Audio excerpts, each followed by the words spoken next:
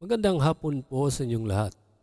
Ito na po ang resulta ng 2 p.m. draw, April 22, 2026 para sa mga games na 3D Lotto at 2D Lotto.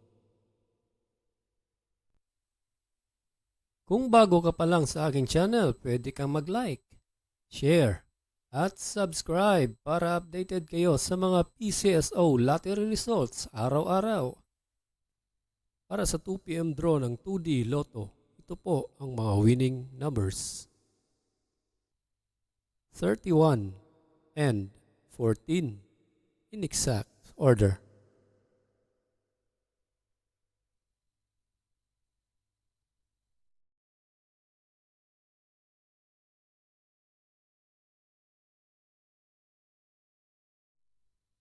Para sa 3D Lotto 2 p.m. draw, ito po ang mga winning numbers.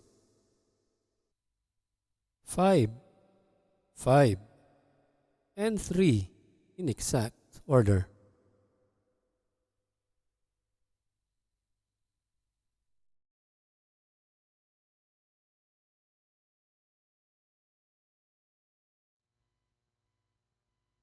Salamat po sa panonood ng Lotto Results Today by Mr. Wi-Fi. Good luck at maglaro ng responsable. Huwag kalimutang mag-like, share at subscribe. Hanggang sa muli, paalam po sa inyong lahat.